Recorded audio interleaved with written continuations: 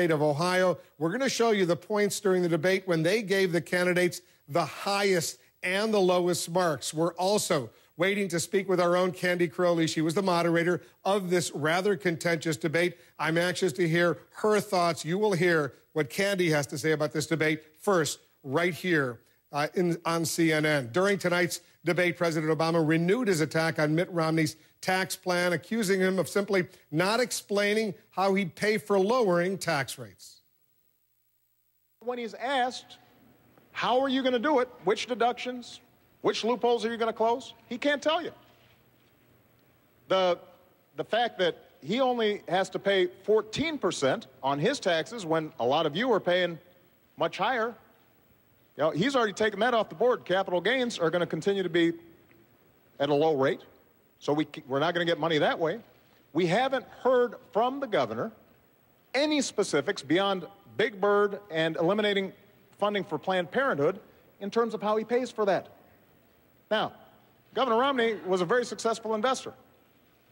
If somebody came to you, Governor, with a plan that said, here, I want to spend $7 or $8 trillion, and we're going to pay for it, but we can't tell you until maybe after the election how we're going to do it, you wouldn't have taken such a sketchy deal.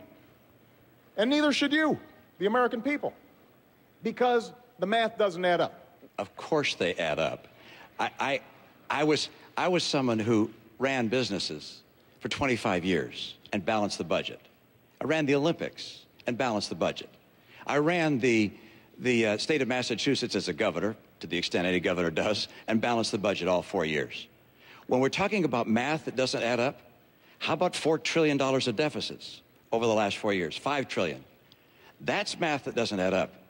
We have a president talking about someone's plan in a way that's completely foreign to what my real plan is. And then we have his own record, which is we have 4 consecutive years where he said when he was running for office he would cut the deficit in half. Instead, he's doubled it. We've gone from $10 trillion of national debt to $16 trillion of national debt. If the president were reelected, we go to almost $20 trillion of national debt. This puts us on a road to Greece. I know what it takes to balance budgets. I've done it my entire life. Little taste of the flavor, a little taste of what was going on during this debate. I want to go to Soledad O'Brien. She's standing by right now with a very special guest, our own Candy Crowley. And before you say a word to her, I'll just say, Candy, job well done. Absolutely, I'll second that. You know, it's interesting, we're waiting to hear what the polls have to say about who won or who lost this debate. But Candy, I'm curious from your perspective, it felt from here very contentious, not just between the two men who are on the stage, but also sometimes they were turning on you and trying to overtalk you. And at one point, I think it was Governor Romney who said no when you made some point to him. How did it feel from your vantage point? I actually didn't. I knew there's so much at stake.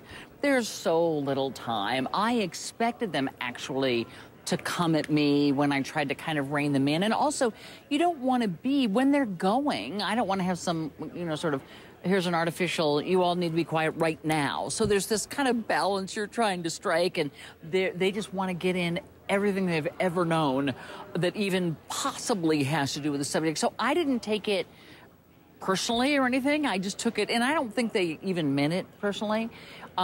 But when they first started, and it was an energy question, who knew? I thought I thought maybe tax reform, just something, but boy, and I just thought, you know, and we were so over by the time, I mean, over time, but they were so good sort of being in each other's face and saying, no, that's not true. And I thought, well, that's a debate, so here we go. So I didn't take it personally at all, and I thought the first part of it especially was fun to watch and hopefully enlightening to people. Very interesting. I thought you told everybody at the beginning there's no clapping, turn off your Blackberries, turn off your cell phones. There was a moment when people clapped, actually sort of 2 moments under the same question, which is about Libya. They were just talking about it, Wolf and Anderson, just a moment ago.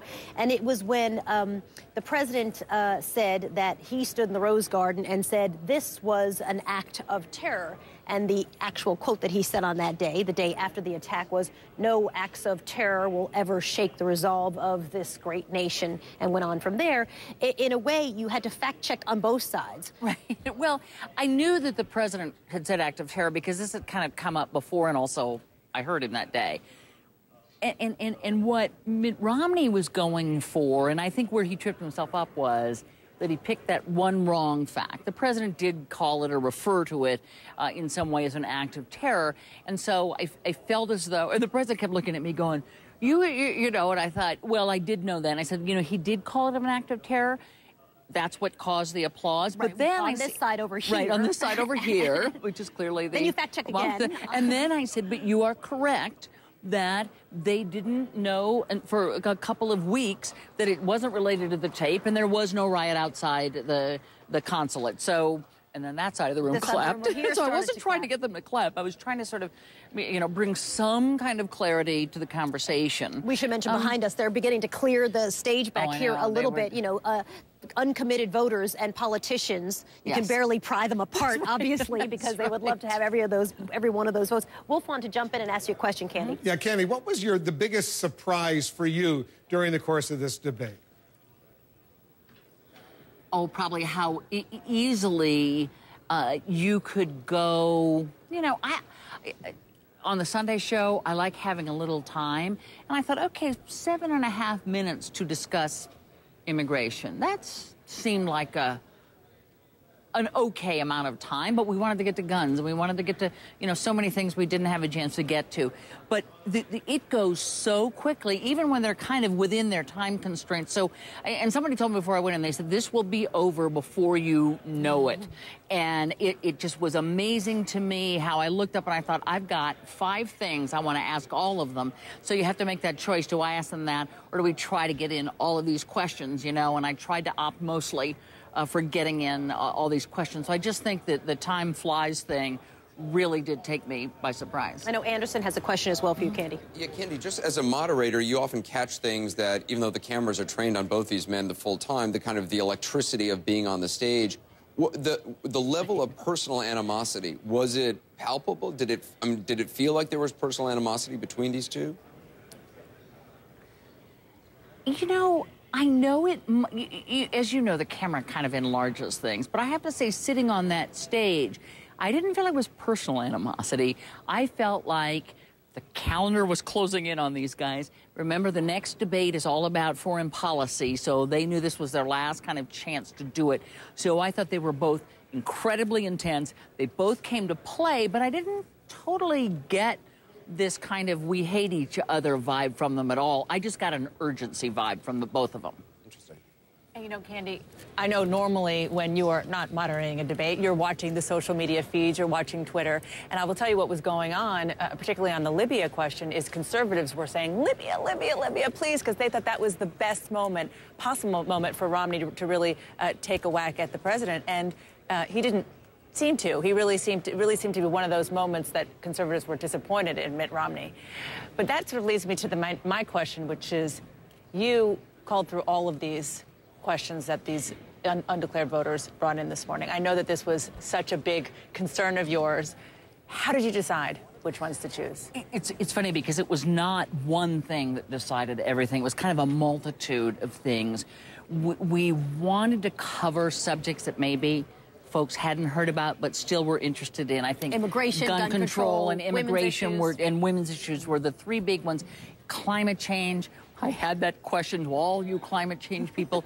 We just, you know, again, we knew that the economy was still the main thing, so you knew you kind of wanted to go with the economy. Maybe the gas prices, again, was something that hadn't come up. So that was part of it. Part of it was kind of a variety of questions that were important, but had not yet been kind of fully aired, at least in this large of a forum. The next question, was to make sure that we had some variety in. We didn't want all white guys or all white women, or, you know, we tried to get some kind of, with what we were given, some kind of variety in the questions. And we also were, thinking, okay, where are they going to go with this that's new? All right, we're going to continue this conversation. We have lots of questions to ask Candy Crowley. Let's get back to Wolf, who's got an interview now. Wolf? Yep, I want to go back to the spin room. Jessica Yellen is standing by. Jessica's got a special guest, the senator from Massachusetts, John Kerry, who played Mitt Romney in the debate rehearsals for the president. That's right, Wolf. And Senator Kerry right here with me now. You must be, no doubt, pleased tonight. The president much more aggressive this time. Some people observing both men were quite in one another's face at times. What were your thoughts on the evening? Look, everybody's going to expect me to say that the president did well, but I think the president overwhelmed Mitt Romney tonight with facts and with a vision for the future. Let me just be very specific. On Libya, Mitt Romney tried to suggest, he didn't say what it was. The president and Candy Crowley backed him up, called it an act of terror. What happened in Benghazi was an act of terror. What happened in New York on September 11th was an act of terror. And the Republicans are trying to play a game saying, oh, that's not a terrorist act. Please, if that's what they're doing, they lost this debate. And they're clearly playing games. Now, let me go further. On taxes, the president made it clear Mitt Romney's tax plan does not add up. $8 trillion is not reduced by $2.5 trillion of tax deductions. And Mitt Romney keeps insisting that if he just says it won't raise the deficit, it won't. Sorry, Mitt, the math says otherwise. And you can't talk your way out of that. On women, he said that, he tried to disavow that he was going to get rid of the right to have contraception paid for. He supported the Blunt Amendment in the United States Senate that would have done that. Now he's changing. You just can't trust this guy. May I ask, because the president did make these points that Romney has been inconsistent in his view. Are you worried at all that it could be perceived that the president is too aggressive, in a sense, too on the attack, overcorrecting in a way for last week's debate? Not in the least. The president could have been more aggressive tonight, given some of the things that Mitt Romney said. I thought he was... he held back on a few occasions. This is the presidency of the United States.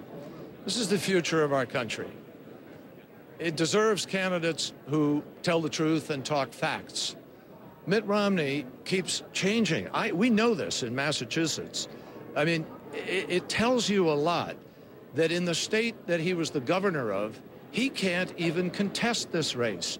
Massachusetts knows him well, and he's losing by about 25 points. Why? Because everybody in Massachusetts knows he did different things. He lost 45,000 manufacturing jobs. He raised the taxes on the middle class. He wound up... I have to throw it back to Wolf. I think... Okay, but I'm telling you, in the next days, all of these inconsistencies and untruths we'll see tonight. The Mitt Romney campaign began to unravel formally and publicly and dramatically. Senator Kerry, thank you so much for your time. And Wolf, you can hear their message very consistent with the president. They are making the case that he is changing positions. If you didn't get that from that interview already. We heard it. We heard it directly. I want to stay in the spin room. Jim Acosta has Senator Rob Portman with him. Senator Portman played the president in all of Mitt Romney's dress rehearsals as well. Go ahead, Jim. That's right, Wolf. And I just want to pick up on what Senator Kerry was just saying a few moments ago to our Jessica Yellen. He said that tonight is the night when Governor Romney's campaign started unraveling. Is that your take? No. Look, John Kerry's a friend of mine, but I think he's been playing this role-playing a little bit too long. Not unraveling at all. What's unraveled, unfortunately, is the president's policies. I mean, look at it. In terms of the Middle East, it's not just Libya. It's also what's happened in Egypt, what's happened in Syria, Iran 4 years closer to getting a bomb. What's happened in the Mideast in general has not been something that's been successful. We've put distance between ourselves and Israel. That's unraveled. And then with regard to domestic policies, I can't do a better job than Mitt Romney did. He was terrific tonight. He laid out the case. And the voter who asked, why is anything going to be better for me in the next 4 years? I thought Mitt Romney had a perfect response. He said, look, this is what's happened. It was a devastating critique. And then he said, and what's the president offering? More of the same. And instead, Mitt Romney offered a pro-growth economic agenda to bring back jobs, 12 million new jobs. Let me ask you, because the president was much more aggressive tonight, much more so than that first debate. Did you prepare him enough, Governor Romney, for that coming? Well, look, we all knew the president would be more aggressive tonight. The president said he was going to be, and I think his base probably appreciated that. I don't think the undecided voter in Ohio thought it was very effective, but the president was on the attack. He came out swinging. He said he was going to do that. You can change your style, but that doesn't change your record. And he didn't defend it tonight. When Mitt Romney went through that litany of higher food stamps, more people in poverty, unemployment, and so on, the president didn't have an answer. And then secondly, he hasn't changed his vision for the future. Was it a good moment, though, for Governor Romney when he asked the president, have you checked your pension lately? And the president responded, well, have you checked yours? Yours is much better than mine. I mean, it seems that he sort of gave the president an open shot there. Well, the point he was making is that the